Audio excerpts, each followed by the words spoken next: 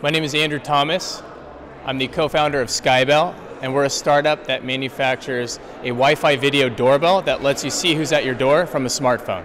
So my current role was all a product of all of the steps that I had done before. Always being in technology, always staying passionate about the latest trends and just finding what I was passionate about, and ultimately was producing hardware and creating experiences and products that actually help someone in their everyday life, and that's ultimately what put me in this position.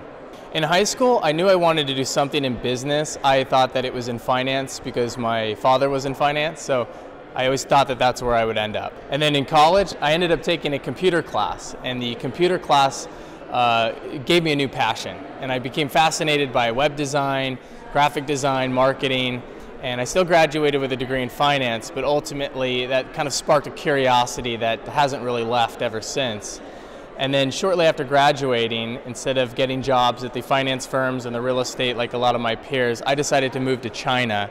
I lived there for a year, and I ended up doing web development and graphic design for a video game development company in Shanghai, China. That changed my perspective as far as what was possible in the world and just how big the world is and how many things there are for us to pursue. My advice would be to explore an opportunity that you wouldn't normally do. For me, it was traveling, and I feel like living in a foreign place for a year is a great way because you have to completely reinvent yourself. You have to go back to basics. You need to figure out how you're going to eat, where you're going to eat, and talking to the person who's going to serve you. That's stuff we take for granted here, and when you relearn it, it re-sparks something in your brain and creativity, and you take that with you wherever you go. And I think you can also change your concept of what home means and what our social norms mean. And I think travel is the best way to do that. The jobs in the next couple of years, aren't even here yet.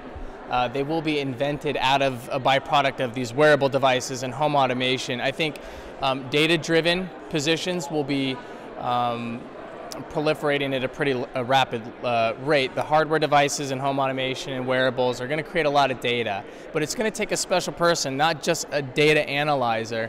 You're going to have some sense of what you're analyzing data for, because at the end of the day, a user has to use this data, or a company needs to. So again, you're going to find people that have a core skill set, but they also have the perspective to know why they're doing something. And I think we're entering the age of the why. Whereas before it was do this is your role. Now it's why am I doing this? What bigger picture is this role fitting in? And then it's going to benefit those who take different steps to get there. In 5 years, a lot of stuff could change in 5 years. You look at what's happening with the biomedical industry, again, home automation, wearables, robotics. I think we'll see a lot more drones. I think I do not see humans being replaced entirely, but I think the landscape in 5 years, there will be more automated roles. And so traditional roles might be either automated or they might be outsourced. There's a lot of great service providers building businesses around outsourced HR, outsourced finance, outsourced CPAs. I think the positions are going to go to those who can be more nimble, can be more versatile, and understand the bigger picture of what they're doing.